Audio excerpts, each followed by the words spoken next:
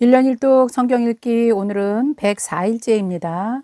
사무엘하 13장, 14장 우리 두 장만 오늘 읽어보도록 하겠습니다. 오늘부터는 이제 다윗의 황혼기를 우리가 읽게 될 것입니다.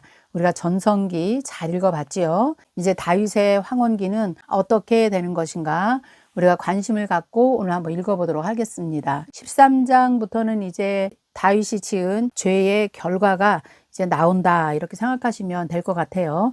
계속해서 다윗의 집안에 이제 임하는 재난들을 이제 우리가 읽게 될 것입니다. 나단 선지자의 예언대로 많은 일들이 지금 일어나는 것을 이제 우리가 보게 될 것입니다.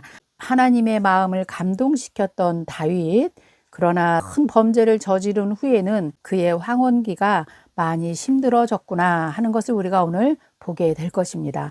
자, 13장 우리 1절 한번 읽어볼까요?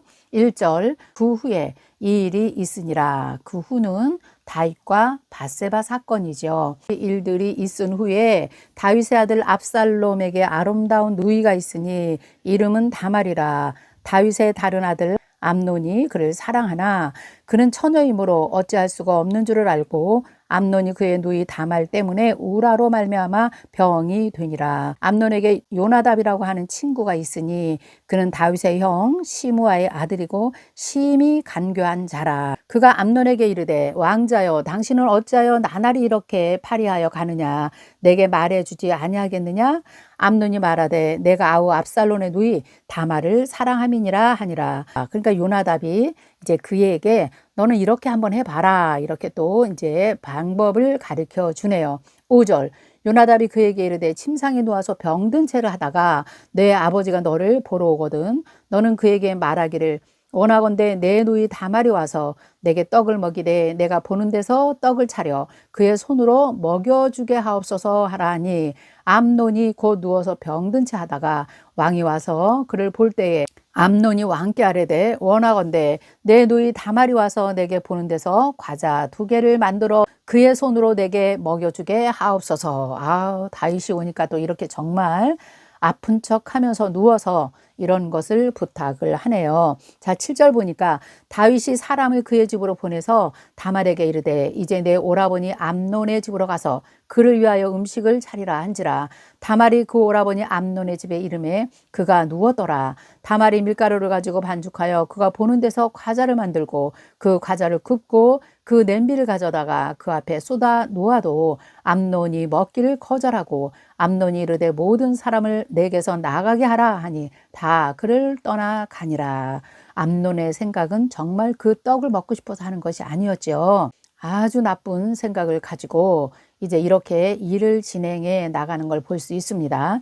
그때 당시에 부엌은 이렇게 칸이 막혀 있지 않았다 그래요. 그래서 그냥 한 홀 안에서 그 다말이 음식을 하는 걸 계속해서 이 암논이 보고 있었겠지요. 그러다가 이제 9절 그 냄비가 가져다가 그 앞에 쏟아 놓아도 암논이 먹기를 거절하고 암논이 이르되 모든 사람을 내게서 나가라 하니 다 그를 떠나 나가니라. 암논이 다말에게 이르되 음식물을 가지고 침실로 들어오라. 내가 내 손에서 먹으리라 하니 다말이 자기가 만든 과자를 가지고 침실에 들어가 그의 오라버니 암논에게 이르러 그에게 먹이려고 가까이 가지고 갈 때에 암논이 그를 붙잡고 그에게 이르되 나의 누이야 와서 나와 동침하자 하는지라. 그가 그에게 대답하되 아니라 내 오라버니여 나를 욕되게 하지 말라. 이런 일은 이스라엘에서 마땅히 행하지 못할 것이니 이 어리석은 일을 행하지 말라. 그렇죠. 이거는 정말 하나님께서 율법으로 금지한 내용이기도 합니다. 근친 상간을 하는 자들은 하나님께서 죽이도록 레위기 20장에서 그 다음에 민수기에서 굉장히 많이 말씀을 하셨던 것이죠. 그런데 13절 내가 이 수치를 지니고 어디로 가겠느냐. 너도 이스라엘에서 어리석은 자 중에 하나가 되리라. 이제 청컨대 왕께 말하라. 그가 나를 내게 주기를 거절하지 아니하리라 하되. 이것은 다말이 진짜 다윗 왕에게 말하라고 한 건 아니겠죠. 이거는 있을 수도 없는 일이기 때문에. 그러나 이제 이 자리에서는 안 되는 일인 줄 알면서도 일단은 이렇게 해서 암논을 안정을 좀 시키는 것 같아요. 그런데 14절에 암논이 그의 말을 듣지 아니하고 다말에게 힘이 셈으로 억지로 그와 동침하니라. 15절 그리하여 암논이 그를 심히 미워하니 이제 미워하는 마음이 전에 사랑하던 사랑보다 더한지라. 암논이 그에게 이르되 일어나 가라 하니 갑자기 이제 암논이 그 나쁜 짓을 하고 그 다말을 굉장히 미워하기 시작하면서 이제 나가라고 하는 거죠. 16절 다말이 그에게 이르되 옳지 아니하다. 나를 쫓아내는 이 큰 악은 아까 내게 행한 그 악보다 더하다 하되 암논이 그를 듣지 아니하고 그가 부리는 종을 불러 이르되 이 계집을 내게서 곧 문빗장을 치르라 하니 암논의 하인이 그를 이끌어 곧 문빗장을 치르니라. 다말이 채색 옷을 입었으니 출가하지 아니한 공주는 이런 옷으로 단장하는 법이라. 그런데 이제 19절에 보니까 다말이 죄를 자기 머리에 뒤집어 쓰고 그의 채색 옷을 다 찢고 손을 머리에 얹고 가서 크게 울부짖으니라. 아주 수치스러운 일을 당했을 때 이 손을 머리에 얹고 이렇게 구부린 자세 있잖아요. 그런 것을 했던 것 같습니다. 자, 20절 그의 오라버니 압살론이 그에게 이르되 내 오라버니 암논이 너와 함께 있었느냐? 그러나 그는 내 오라버니니 누이야 지금은 잠잠히 있고 이것으로 말미암아 근심하지 말라 하니라. 이에 다말이 그의 오라버니 압살론의 집에 있어 처량하게 지내니라. 일단은 자기 집으로 가지도 못하고 압살롬의 집에서 이렇게 거처하면서 처량하게 지내는 그런 신세가 되어 버렸네요. 그러니 이제 압살롬은 암논에 대해서 복수를 해야 되겠다 이런 마음을 이때부터 이제 갖고 있었을 것입니다. 21절 다윗 왕이 모든 일을 듣고 심히 노하니라. 압살롬은 암논이 그의 누이 다말을 욕되게 하였으므로 그를 미워하여 암논에 대하여 잘잘못을 압살롬이 말하지 아니하리라. 왜 말하지 아니하였을까요? 네, 기회를 보고 있는 것이죠. 이제 때가 되면 그를 내가 반드시 죽이리라 이런 생각을 하고 있었을 것입니다. 여기서 이제 다윗 왕의 실수, 다윗 왕이 아버지로서 암논에 대해서 하나님의 법에서 너가 어긋나는 일을 했다. 잘못한 것을 반드시 그가 죄인 것을 알고 그 죄의 대가를 치를 수 있도록 정리를 해줬어야 되는데요.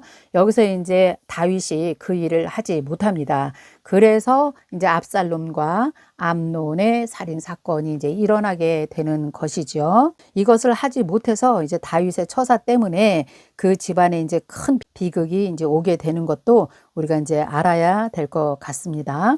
자, 그런 일이 있은 후에 23절부터 29절까지는요. 이제 암논에 대한 압살롬의 복수에 대해서 이제 기록이 되어 있는데요. 23절 만 2년 후에 에브라임 곁 바알 하솔에서 압살롬이 양털을 깎는 일이 있음에 압살롬이 왕의 모든 아들을 이제 여기서 이제 청합니다. 그래서 압살롬이 왕께 나아가 이렇게 말하죠. 이제 종에게 양털 깎는 일이 있사오니 청하건대 왕은 신하들을 데리고 당신의 종과 함께 가사이다 하니 왕이 압살롬에게 이르되 아니라 내 아들아 이제 우리가 다 갈 것 없다. 내게 누를 오히려 끼칠까 하노니 압살롬이 그에게 간청합니다. 그가 가지 아니하고 그에게 복을 비는지라. 압살롬이 이르되 그렇게 하지 아니하시려거든 청하건대 내 형 암논이 우리와 함께 가게 하소서.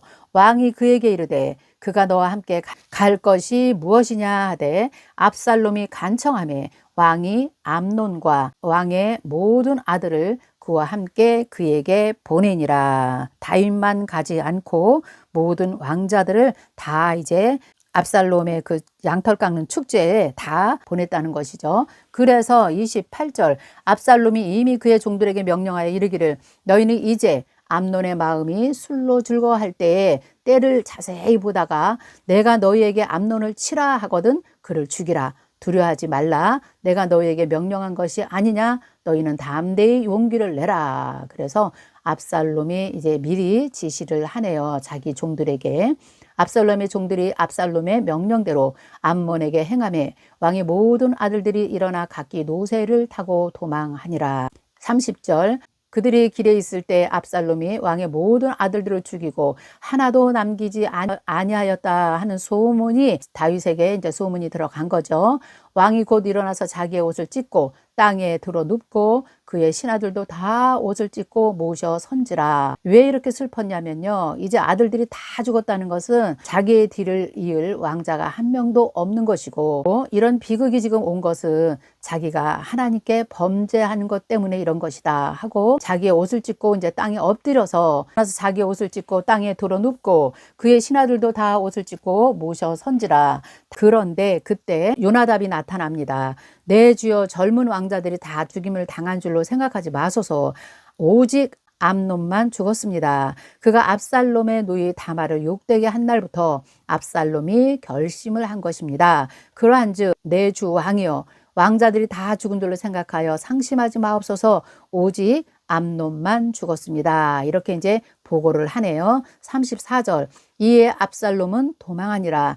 파수하는 청년이 눈을 들어보니 보아라, 뒷산 언덕길로 여러 사람이 오는도다. 요나답이 왕께 아뢰어 보소서, 왕자들이 오나이다. 당신의 종이 말한 대로 되었나이다. 말을 마치자 왕자들이 이르러 소리를 높여 통곡하니 왕과 그의 모든 신하들도 심히 통곡하니라. 압살롬은 도망하여 구슬 왕 아미홀의 아들 달메에게로 갔고 다윗은 날마다 그의 아들로 말미암아 슬퍼하니라. 지금 여기 이제 압살롬이 외가 쪽으로 지금 도망을 간 것입니다. 압살롬의 엄마가 구슬 왕 아미홀의 딸이었거든요. 그래서 이제 그쪽으로 도망을 가게 된 것이죠. 38절. 압살롬이 도망하여 글수로 가서 거기에서 3년 있었다. 다윗 왕의 마음이 압살롬을 향하여 간절하니 암논은 이미 죽었으므로 왕이 위로를 받았더이다. 그렇죠. 이제 첫째가 암논인데요. 둘째가 길르압이고 셋째가 지금 압살롬이거든요. 둘째 아들은 아마 일찍 죽은 것 같아요. 그래서 압살롬을 다윗이 기대하고 있었을 것입니다. 그런데 압살롬은 이미 이제 구슬로가 도망을 간 것이죠.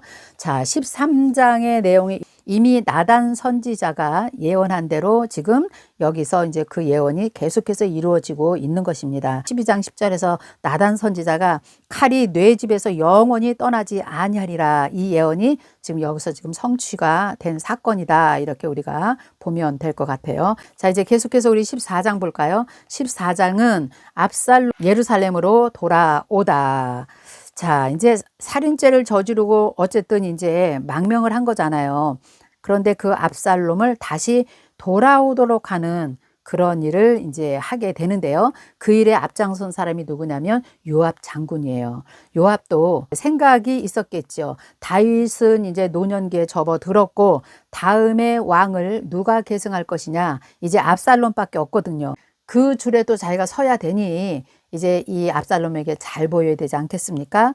그래서 두구아에 있는 여인, 아주 지혜로운 여인을 하나 고용을 합니다. 그래가지고 다윗 왕에게 가서 너는 이렇게 이렇게 말하라 하면서 아예 할 말까지 원고까지 써서 계획적으로 여인을 다윗 왕에게 이제 보내는 그런 사건이 14장의 내용이 됩니다. 자, 14장 1절 볼게요. 수르아의 아들 요압이 왕의 마음이 압살롬에게 향한 줄을 알고 두과의 사람을 보내서 거기서 지혜로운 여인 하나를 데려다가 그에게 이르되 청하건대 너는 상주가 된 것처럼 상복을 입고 기름을 바르지 말고 죽은 사람을 위하여 오래 슬퍼하는 여인같이 하고 이제 변장을 한 거죠.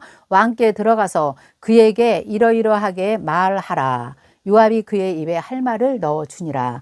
두구와 여인이 왕께 아랠 때에 얼굴을 땅에 대고 엎드려 이르되 왕이여 도우소서 하니 왕이 그에게 이르되 무슨 일이냐 하니 대답하되 나는 진정으로 과부이다. 남편은 죽고 이 여종에게 아들 둘이 있었는데 그들이 들에서 싸우나 그들을 말리는 사람이 아무도 없으므로 한 아이가 다른 아이를 쳐 죽인지라. 온 족속이 일어나서 당신의 여종 나를 핍박하여 말하기를 그의 동생을 쳐 죽인 자를 내놓으라. 우리가 그의 동생 죽인 죄를 갚아 그를 죽여 상속자가 될 것까지 끊겠노라 하노니 그러한즉 그들이 내게 남아있는 숯불을 꺼서 내 남편의 이름과 씨를 세상에 남겨두지 아니하겠다 하니 하면서 아주 변장을 하고 불쌍한 과부처럼 정말 이렇게 이야기를 하는 것입니다. 그러니까 8절에 이제 왕이 다윗 왕이 이렇게 말하죠. 너는 집으로 가라. 내가 너를 위해서 명령을 내리려라 하는지라. 도와주겠다는 거죠. 공정한 법대로 처리하지 않고 자기의 동정심대로 이 여인의 일을 처리해 준다 이 말이에요. 이것도 아주 심각한 이야기죠. 자, 9절. 그래서 두고와 여인이 왕께 아뢰되 내 주 왕이여 그 죄는 나와 내 아버지의 집으로 돌릴 것이니 왕과 왕위는 허물이 없으리이다. 왕이 이르되 누구든지 내게 말하는 자를 내게로 데려오라. 그는 다시는 너를 건드리지 못하게 내가 해줄 것이다. 11절. 여인이 이르되 청컨대 왕은 왕의 하나님 여호와를 기억하소서. 원수 갚는 자가 더 죽이지 못하게 하옵소서. 내 아들을 죽일까 두렵나이다 하니 왕이 이르되 여호와께서 살아계심을 두고 맹세하노니 내 아들의 머리카락 하나도 땅에 떨어지지 아니하리라. 여인이 이르되 청컨대 당신의 여종을 용납하여 한 말을 내 주 왕께 엽죽게 하옵소서 하니 그가 이르되 말하라 하니라. 그래서 자기가 지금 말하는 것은 자기의 생각이 아니라 요압이 이렇게 시켜서 이런 말을 했습니다. 왕의 생각은 어떠십니까? 하고 이제 본론으로 이제 들어가는 것입니다. 그것이 13절입니다. 여인이 이르되 그러면 어찌하여 왕께서 하나님의 백성에게 대하여 이 같은 생각을 하셨나이까? 이 말씀을 하심으로 왕께서 죄 있는 사람같이 되심은 그 내쫓긴 자를 왕께서 집으로 돌아오게 하지 아니하심이다. 왕께서 그런 생각을 갖고 계시다면 지금 왕의 환경을 좀 생각해 보십시오. 이렇게 지금 얘기하는 거예요. 그래서 압살롬을 왜 지금 데리고 오지 않느냐 이렇게 지금 본론으로 지금 들어가서 지금 말을 하고 있는 것이죠. 14절이 참 중요해요. 우리는 필경 죽으리니 땅에 쏟아진 물을 다시 담지 못함 같을 것이오나 하나님은 생명을 빼앗지 아니하시고 방책을 베푸사 내쫓긴 자가 하나님께서 버린 자가 되지 아니하게 하셨나이다. 이미 죽은 암논이 다시 살아서 올 것도 아닌데 압살롬을 처벌한다고 해서 그렇게 둔다고 해서 그것이 최선의 방법은 아닙니다. 이제 이렇게 얘기하는 거예요. 그러면서 15절 이제 와서 내 주 왕께 이 말씀을 엿줍는 것은 백성들이 나를 두렵게 하므로 당신의 여종이 스스로 말하기를 내가 왕께 여쭈오면 혹시 종이 청하는 것을 왕께서 시행하실 것이라.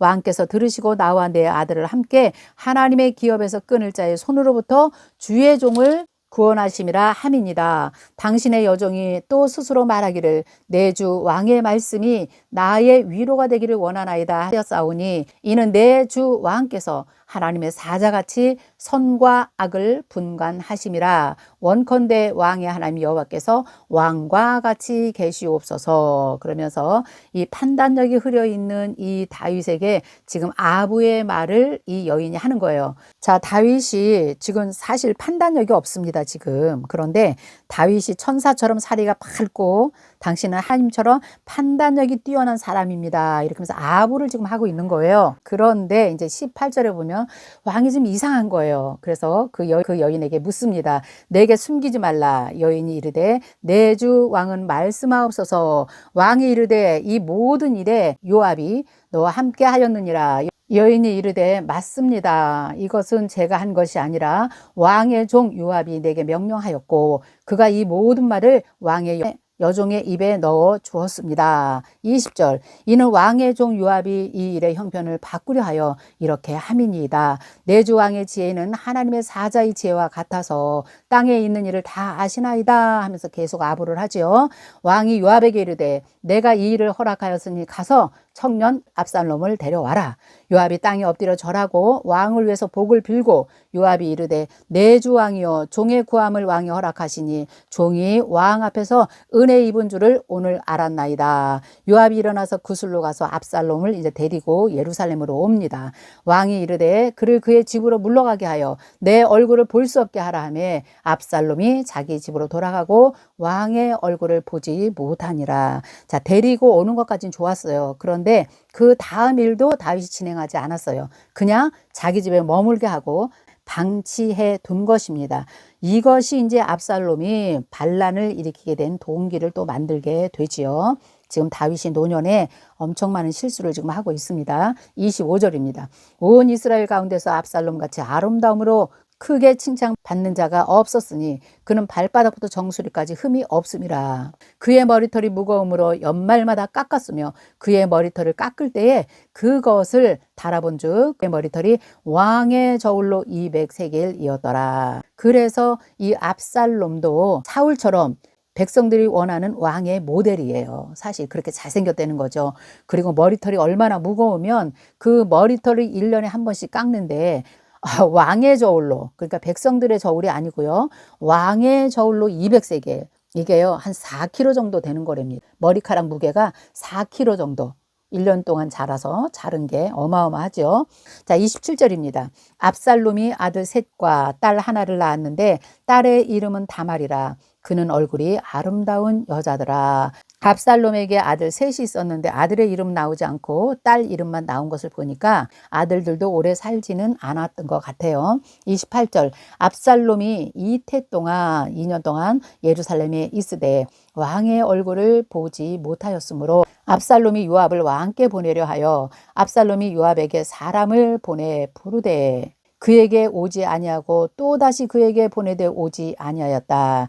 압살롬이 예루살렘에 와 있었지만 2년 동안 아버지도 부르지 않고 아무도 자기에게 찾아오는 사람이 없었다는 거죠. 요압을 불러도 요압도 오지 않고 그러는 바람에 이제 30절에 보면 요압의 밭에 근처에 보리가 있었는데 가서 거기다 불을 지르게 합니다. 그래서 압살롬의 종들이 그 밭에 불을 질렀더니 31절 요압이 일어나 압살롬의 집으로 가서 그에게 이르되 어찌하여 내 종들이 내 밭에 불을 질렀느냐. 압살롬이 요압에게 대답하되 내가 일찍이 사람을 내게로 보내서 이리 오라고 내가 몇 번을 청했는데 내가 너를 왕께 보내 아뢰게 하기를 어찌하여 내가 그 술에서 돌아오게 하였나이까. 왜 나를 여기까지 오게 하고 한 번도 내가 오려는데 오지 않았냐. 차라리 내가 거기에 있었을 때가 더 좋았겠다. 이렇게 말하는 거예요. 이제는 내가 나로 하여금 왕의 얼굴을 볼 수 있게 하라. 내가 만일 죄가 있으면 왕이 나를 죽이시는 것이 옳으니라. 요압이 왕께 나가서 그에게 아뢰매 왕이 압살롬을 부르니 그가 왕께 나가 그 앞에서 얼굴을 땅에 대고 그에게 절하매 왕이 압살롬과 입을 맞추니라. 자, 이렇게 압살롬과 입을 맞췄다는 것은 이제 화해를 했다, 이제 용서를 했다, 이런 행동이긴 하지만 다윗이 하나님의 말씀에 비추어 무엇이 잘못되어 있는 것인가 이런 것을 말하지 않고 그를 그냥 안고 단순하게 용서하고 이것도 굉장히 큰 일이긴 합니다. 이런 내용으로 우리가 13장, 14장을 읽어봤습니다. 자, 오늘도 말씀 안에서 각자 하나님께서 주시는 귀한 메시지들이 있을 것 같아요. 그렇게 훌륭했던 다윗이 노년기에는 영성도 많이 흐려졌고 또 나단 선지자의 그 예언대로 그대로 이의 삶이 마지막이 가고 있구나 하는 것을 우리가 보게 됩니다. 오늘도 귀한 말씀 우리에게 주심을 감사드리죠. 자, 이제 내일은 15장부터 압살롬이 이제 정말 반란을 일으키죠. 그래서 다윗이 예루살렘을 떠나는 그런 과정을 우리가 또 보게 됩니다. 자, 오늘은 여기까지 하겠습니다. 내일 뵙겠습니다. 안녕히 계세요.